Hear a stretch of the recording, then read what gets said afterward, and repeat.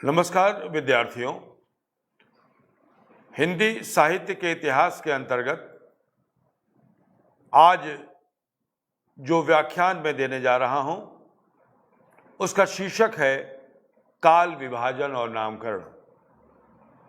इसके पूर्व मैं आपको ये बता चुका हूं कि हिंदी साहित्य का इतिहास लेखन किस प्रकार हुआ, उसकी परंपरा क्या रही, किन किन लोगों ने लिखा, किन दृष्टियों से लिखा और क्यों लिखा। आज मैं आपके सामने यह विचार रखने जा रहा हूं कि हिंदी साहित्य का इतिहास जो लिखा गया उसका जो काल विभाजन और नामकरण किया गया उसकी क्या आवश्यकता थी, क्यों किया गया, उसका उद्देश्य क्या था, कैसे किया गया और अंत में किस काल विभाजन पर व्यापक सम्मति और सहमति बनी।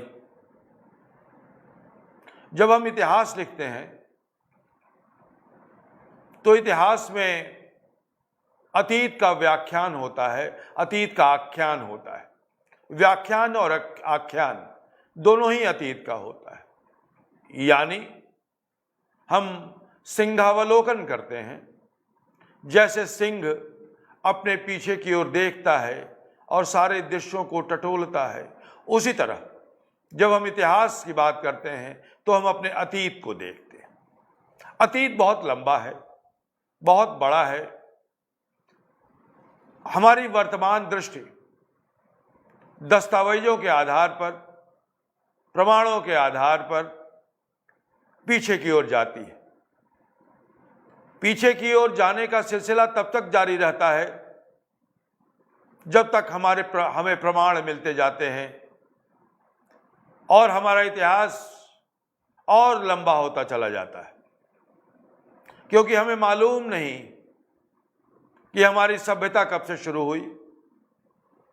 मालूम है, लेकिन उतना ही मालूम है जितना प्रमाण है हमारे पास। कई प्रमाण नष्ट हो चुके हैं, कई के बारे में सुनी सुनाई परंपरा बहुश्रुति है, इसे भी इतिहास में शामिल किया जाता है, लेकिन बहुत छानबीन करने के बाद जो श्रवण इतिहास है, जो मुखामुखम या मौखिक इतिहास है, उसको शामिल करने के लिए जो अन्य प्रमाण हैं उन प्रमाणों से जरूर उनको मिला के देखना चाहिए, तभी इतिहास पुख्ता होता है। यही अंतर है इतिहास और कहानी में। कहानी में भी अपने समय की बात होती है, अतीत की बात होती है, लेकिन उसमें प्रमाणों की खोज नहीं की जाती। जैसे मैं बराबर ये उदाहरण देता हूं कि पृथ्वीराज रासो एक ऐसा ग्रंथ है जिसमें विद्वानों ने काफी शोध किया, पर्यवेक्षण किया, निरीक्षण किया कि यह किस लेखक की लिखी रचना है और जिस अवधि का चित्रण इसमें किया गया है, क्योंकि इसे एक रनिंग कमेंट्री के रूप में देखा गया है कि राज दरबारी चंद पृथ्वीराज रासो के दरबार के, उनके शौर्य की, तो सबसे पहला तो तथ्य यही खोजने की कोशिश की गई कि जो चंद बरदाई है वो पृथ्वीराज रासो का समकालीन है या नहीं, और यदि समकालीन है तो उसने जो कुछ भी इसमें लिखा है वो यथार्थ की कसौटी पर कितना खरा उतरता है। तो ये जो प्रामाणिकता और अप्रामाणिकता का प्रश्न है, उससे इतिहास को ढूंढने में बहुत मदद मिलती है। आचार्य हजार प्रसाद द्विवेदी उन्हीं अंशों को सही मानते हैं, प्रासंगिक मानते हैं, समकालीन मानते हैं, जिसमें शुकी की कथा द्वारा संवाद किया गया। ऐसे बहुत तरीके से इस ग्रंथ की जांच की गई, लेकिन इस बात में कोई संदेह नहीं कि यह ग्रंथ अपने आप में अनुपम है। और हमारी विरासत की प्रारंभिक कड़ियों में से है। कहें कि यह हमारा हिंदी में लिखा हुआ एक महान खंड काव्य है, महाकाव्य। तो इस तरह से जब हम इतिहास पढ़ने बैठते हैं तो अलग अलग रचनाओं पर विचार करते हैं। जब साहित्य का इतिहास अलग अलग रचनाओं पर बात करते हैं, उसकी भाषा पर बात करते हैं, युग की प्रवृत्तियों पर बात करते हैं, साहित्य की प्रवृत्तियों पर बात करते हैं, और यह साहित्य उस समय इतना विपुल साहित्य एक समय में क्यों लिखा गया, इसकी भी मीमांसा करते हैं। तो जब इतिहास को पढ़ने बैठते हैं तो हमें दिखते हैं कि इतिहास के कई मोड़ हैं। इतिहास इस मोड़ पर आकर थोड़ा ठिठक जाता है और फिर अपना रास्ता बदल लेता है। नई प्रवृत्तियां उसमें उदित होती हैं, नया साहित्य रचित होता है। तो पीछे का जैसा साहित्य रचा जा रहा था उससे भिन्न साहित्य रचा जा रहा है। तो हम कहते हैं कि इतिहास के एक नए युग का आरंभ हुआ। इसी तरह यदि किसी युग में कोई बहुत बड़ा कवि होता है और साहित्यिक गतिविधियां उसी कवि के इर्द गिर्द घूमती हैं, तो हम ये कह देते हैं कि उस व्यक्ति के नाम पर उस व्यक्ति ने साहित्यिक विकास को, साहित्यिक प्रवृत्ति को इतना प्रभावित किया कि साहित्य की एक नई धारा ही चल पड़ी, जैसे कि प्रेमचंद। तो जब हिंदी उपन्यास के इतिहास को हम पढ़ते हैं तो प्रेमचंद युग, प्रेमचंद पूर्व युग, प्रेमचंद उत्तर युग की बात करते हैं। यह भी काल विभाजन और नामकरण ही है। इसी तरह जब हिंदी नाटक के विकास की बात करते हैं, हिंदी कविता के विकास के बारे में, आलोचना के विकास के बारे में बात करते हैं, तो प्रवृत्तियों के भी बात करते हैं। और बड़े बड़े जो आलोचक हुए हैं, बड़े बड़े जो कवि हुए हैं, जो धाराएं हुई हैं, जैसे छायावाद युग, अब उसके पहले के युग को कहते हैं द्विवेदी युग। अब उस समय चूंकि महावीर प्रसाद द्विवेदी ने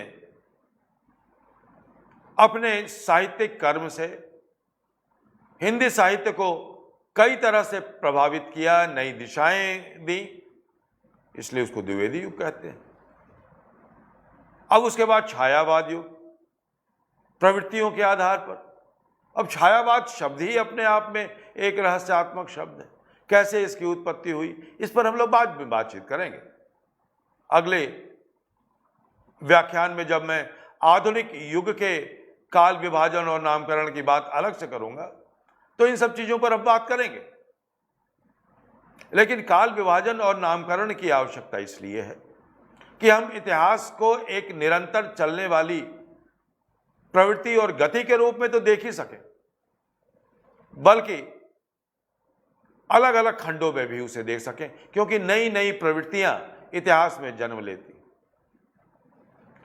अब आप भारत के इतिहास को ही देख लें। वैदिक काल है, उसके बाद वैदिक काल आने के बाद वैदिकोत्तर काल है, पुराण काल है, फिर जो प्राचीन भारत सिंधु घाटी सभ्यता है, वैदिक युग है।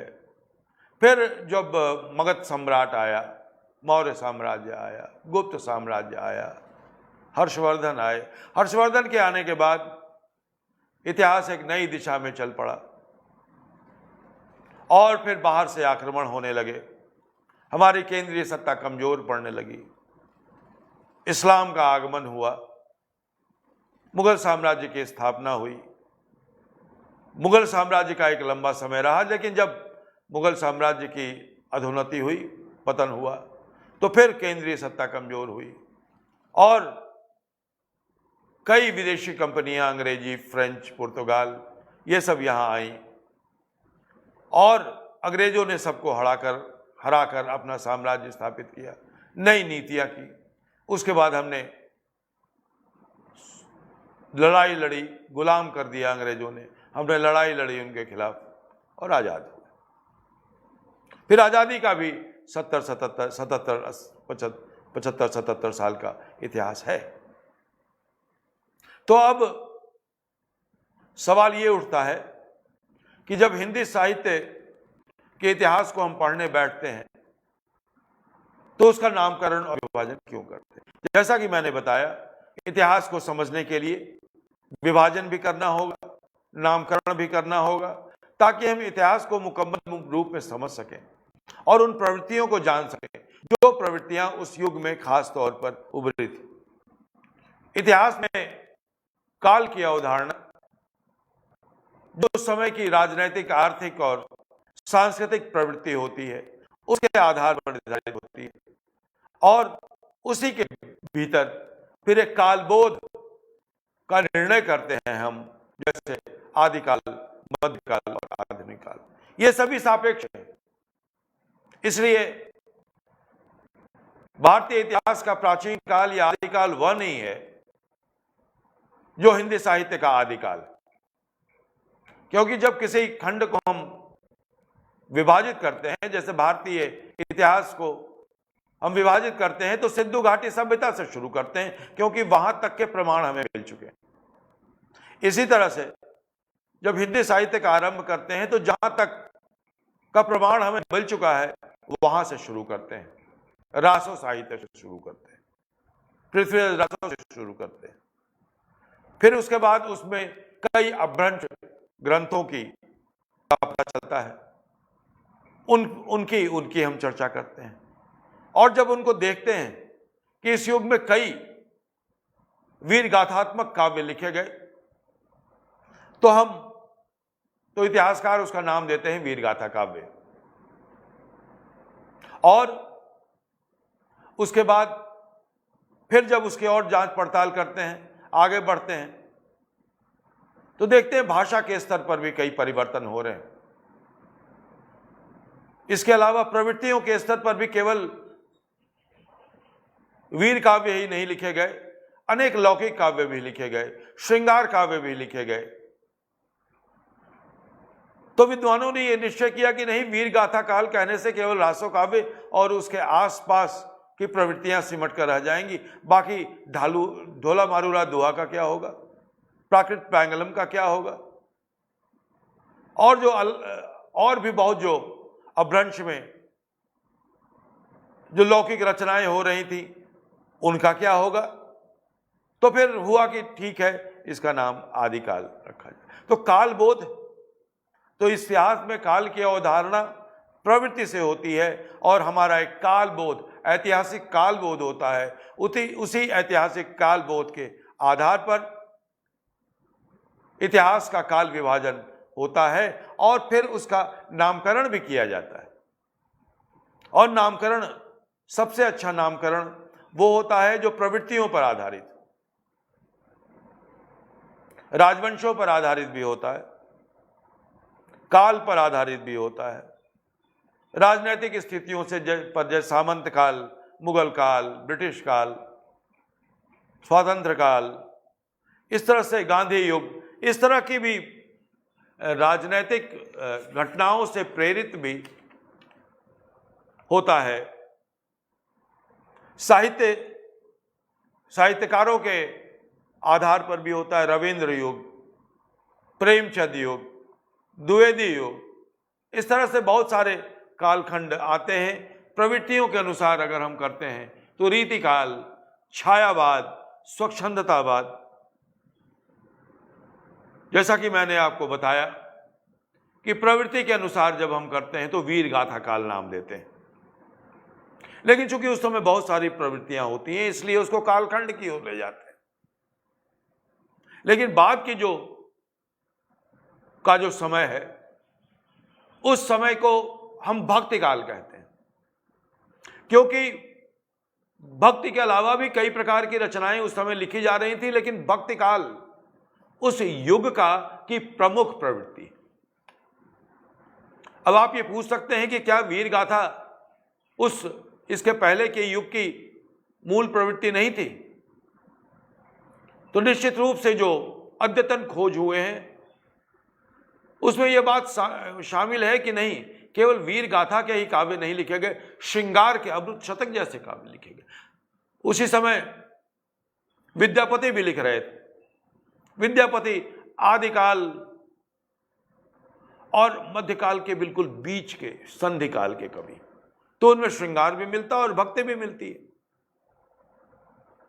तो इस प्रकार कई जो संधि काल होते हैं उसमें जो पीछे से आ रही प्रवृत्तियां हैं वो क्षीण पड़ती चली जाती हैं और आगे आने वाली प्रवृत्ति मजबूत होती चली जाती है। भक्ति काल, अब भक्ति संबंधी रचनाएं भी आदिकाल में लिखी गई। सिद्ध और नाथ का साहित्य था उस समय। तो इस तरह एक तरह से जो आदिकाल है उसको बीज वपन काल भी कहते हैं। माने हिंदी साहित्य का जो इतिहास है उस इतिहास में जो भी बाद में जो प्रवृत्तियों का विकास हुआ वे सभी प्रवृत्तियां आदिकाल के दौरान मजबूत थी। इसलिए उसे सिद्ध सामंत काल भी कह दिया गया। तो कई तरह के नाम सामने आए, लेकिन यह देखा गया कि जब आदिकाल पर हम विचार करते हैं, जो हिंदी का जो आरंभिक साहित्य है उसमें भाषा करवट ले रही थी, निंगल पिंगल में रचनाएं हो रही थी। अपभ्रंश के राजस्थानी रूप के अलावा और भी रूप, मैथिली, उसके अलावा और भी कई रूप ऐसे थे जो अपनी जो अंकुरित हो रहे थे। तो साहित्य के दृष्टि से भी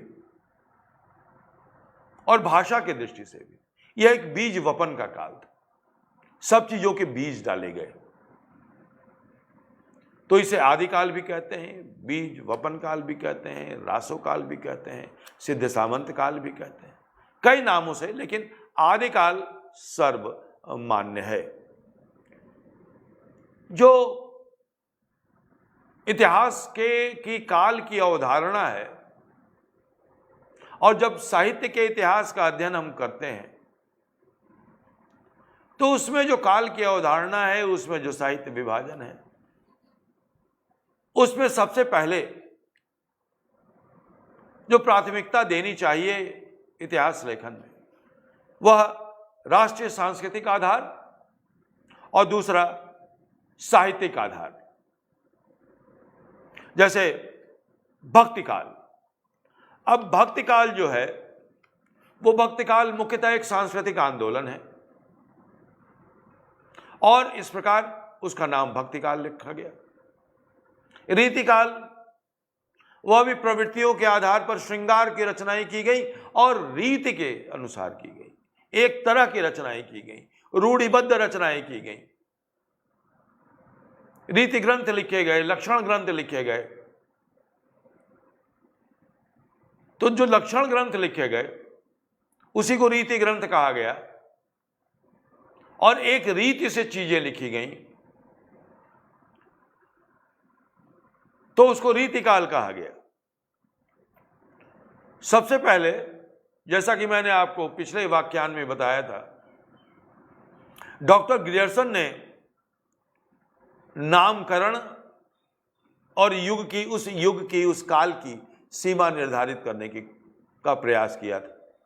जैसे हिंदी साहित्य के आदिकाल को या आरंभिक काल को उन्होंने चारण काल कहा और कहा कि यह समय जो है 7वीं शताब्दी से 13वीं शताब्दी तक है।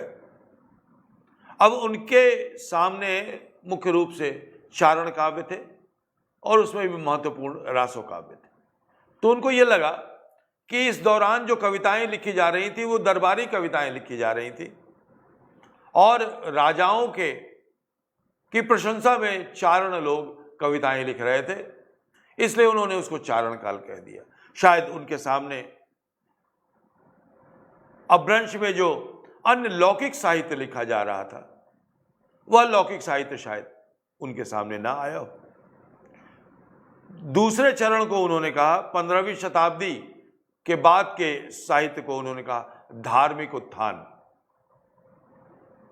उसके बाद एक नया अध्याय उन्होंने जोड़ा, मलिक मोहम्मद जायसी का प्रेमाख्यान, ब्रज की कृष्ण भक्ति। और फिर अचानक उसके बाद वो विभाजन करते हुए पहुंच जाते हैं मुगल दरबार, तुलसीदास, रीति काव्य। तुलसीदास के परवर्ती कवि, 18वीं शताब्दी, कंपनी के शासन में हिंदुस्तान, महारानी विक्टोरिया के शासन में इतिहास। अब इस काल विभाजन और नामकरण को यदि आप देखें तो आप महसूस करेंगे कि इसमें कोई तारतम्यता नहीं है। नामकरण के पीछे कोई वैज्ञानिक दृष्टि नहीं। कभी उसको चारण काल कह दिया, कभी मुगल दरबार, कभी रीति काव्य, कभी प्रवृत्ति के आधार पर, कभी काल के आधार पर, कभी राजाओं के आधार पर, कभी किसी शासक के आधार पर। इस तरह से इतिहास का काल विभाजन नहीं किया जाता। यह इस इतिहास विभाजन की और काल विभाजन की और नामकरण की एक त्रुटि है कि इन्होंने अलग अलग मानदंड रखे और इन विभाजनों से यह पता नहीं चलता है कि किस तरह का साहित्य लिखा गया। हम जब हिंदी साहित्य का इतिहास पढ़ रहे हैं तो इस साहित्य का इतिहास पढ़ने से यह हमें पता चलना चाहिए कि किस युग में कैसा साहित्य रचा गया, क्यों रचा गया, कैसे रचा गया और किन्होंने रचा। यानी रचयिता का नाम, रचना काल और रचना की प्रवृत्ति, ये तीनों चीज जरूर रहनी चाहिए जो इस विभाजन में दिखाई नहीं पड़ती। लेकिन इस बात का महत्व है कि डॉक्टर ग्रियर्सन ने यह महसूस किया कि साहित्य को पढ़ने के लिए साहित्य का काल विभाजन और नामकरण करना बहुत जरूरी। इसके बाद मिश्र बंधुओं ने भी नामकरण और काल विभाजन किया। उन्होंने पहले कहा आरंभिक काल, मतलब हिंदी साहित्य का आरंभ जहां से होता है, और उसको पूर्व आरंभिक काल और उत्तर आरंभिक काल में उसको बांटा। 7वीं शताब्दी से लेकर 13वीं शताब्दी तक पूर्व आरंभिक काल, माने 7वीं शताब्दी को आरंभ बिंदु अधिकांश इतिहासकार मानते हैं, और फिर उत्तर आरंभिक काल 13वीं शताब्दी से लेकर 14वीं शताब्दी तक। मतलब यह कि 7वीं शताब्दी से लेकर 14वीं शताब्दी तक हिंदी का आरंभिक काल है। फिर माध्यमिक काल, इसे भी दो हिस्सों में मिश्र बंधुओं ने विभाजित किया, पूर्व माध्यमिक काल और प्रौढ़ माध्यमिक काल। अब पूर्व माध्यमिक काल में वो भक्ति काल का समय है, 14वीं शताब्दी से लेकर 16वीं शताब्दी के आरंभ तक, और 16वीं शताब्दी के आरंभ से 17वीं शताब्दी के मध्य तक। ये उन्होंने एक तरह से भक्ति काल और रीति काल को पूर्व माध्यमिक काल और प्रौढ़ माध्यमिक काल का। अब इसने पूर्व माध्यमिक काल और प्रौढ़ माध्यमिक काल क्यों कहा, इसका बहुत बड़ा ज्यादा विवेचन नहीं हुआ। फिर अलंकृत काल। अब अलंकृत काल में फिर ये रीति काल की व्याख्या इसमें आती है। 17वीं शताब्दी के मध्य से 18वीं शताब्दी के मध्य तक, और उत्तर अलंकृत काल 18वीं शताब्दी के मध्य से 19वीं शताब्दी के मध्य तक, और उसके बाद यहीं तक वो विभाजन करते हैं। और इस प्रकार आगे जो विभाजन करते हैं परवर्ती काल उसको कहते हैं, यानी आधुनिक काल को परवर्ती काल कहते हैं और वर्तमान काल भी कहते हैं। तो इस तरह से उन्होंने काल विभाजन को जो काल खंड है उस काल खंड के अनुसार प्रारंभिक काल, मध्यकाल, आधुनिक काल, वर्तमान काल, इस तरह से उन्होंने विभाजित करने की कोशिश की है। और उसका आधार उन्होंने साहित्यिक प्रवृत्तियां तो ली हैं, लेकिन जो राजनैतिक इतिहास का कालबोध होता है वह राजनैतिक इतिहास का कालबोध उन्होंने ज्यादा ग्रहण किया, और युग चेतना और साहित्यिक चेतना को भी उन्होंने शामिल किया। लेकिन ऐतिहासिक कालबोध, राजनैतिक कालबोध उनके विभाजन पर हावी था।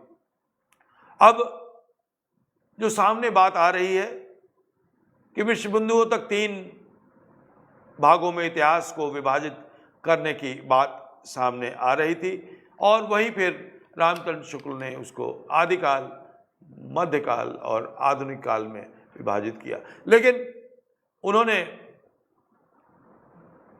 विश्व बंधुओं से एक चीज ली कि जो मध्यकाल है वो मध्यकाल को भी 2 भागों में विभाजित किया।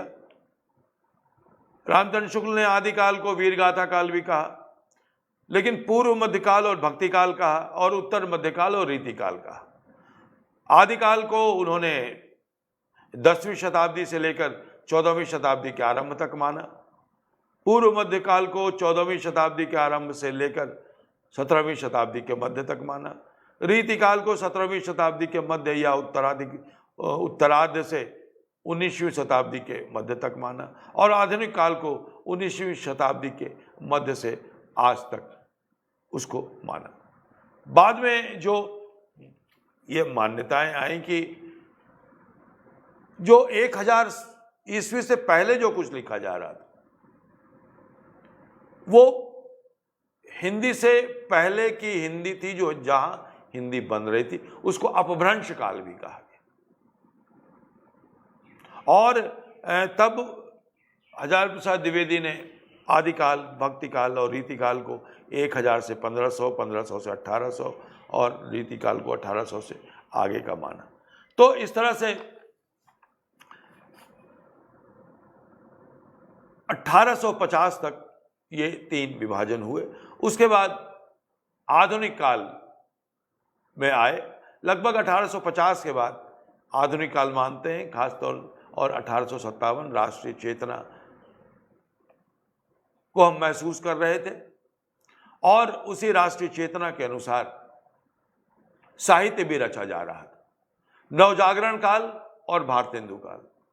इस युग में नवजागरण का जो आंदोलन हमारे यहाँ चल रहा था, राम मोहन राय, केशव चंद्र सेन, ईश्वर चंद्र विद्यासागर आदि के, विवेकानंद आदि के नेतृत्व में जो नए भारत के निर्माण की परिकल्पना की जा रही थी, उस दौरान और उससे आजादी से मुक्ति की जो आकांक्षा जन्म ले रही थी, उससे प्रभावित होकर जो साहित्य लिखा गया वह आधुनिक काल में समाहित होता है, और उसे नवजागरण काल भी कहते हैं। और उसी दौरान चूंकि भारतेंदु और उनके साथी, भारतेंदु और उनका मंडल साहित्य में नई प्रवृत्तियों को आगे बढ़ा रहे थे, गद्य का विकास कर रहे थे, इसलिए गद्यकाल भी कहते हैं इसको, कि गद्य लेखन की शुरुआत में भारतेंदु का बहुत बड़ा ही, फिर उनके नाटकों में, उनकी कविताओं में नवजागरण की जो चेतना है, यह जो चेतना है कि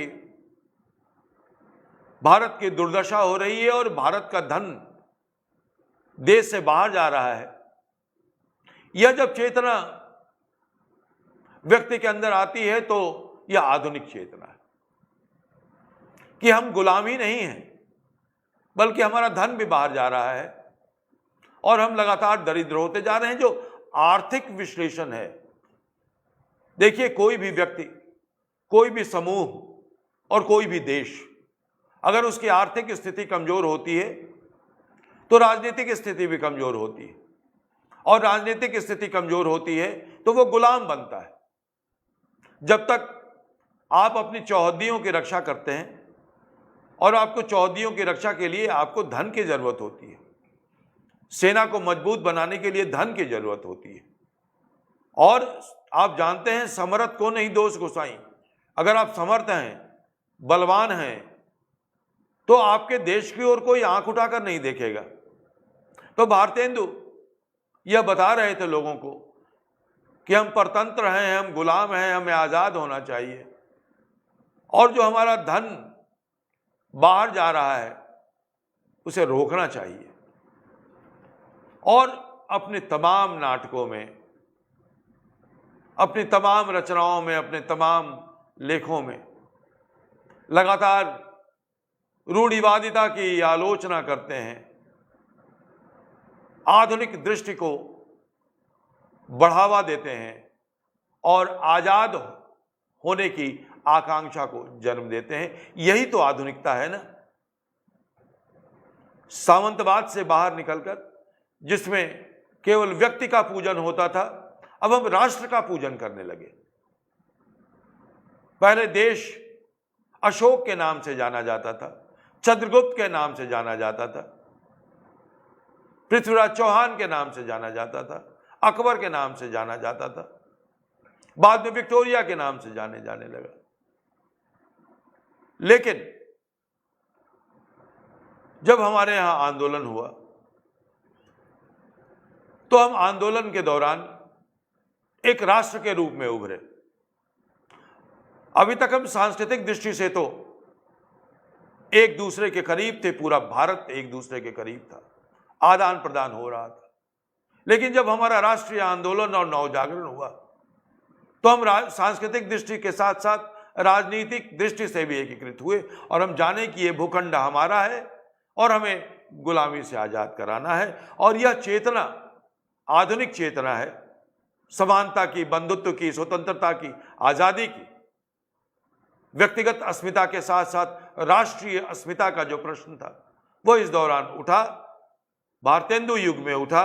उसके पहले 1857 में हम जंग लड़ चुके थे अंग्रेजों के साथ, पहला स्वतंत्रता आंदोलन, गांधी जी का आगमन हुआ और एक आधुनिक चेतना चारों ओर फैल गई और हमारा साहित्य भी उससे प्रभावित हुआ। आधुनिक साहित्य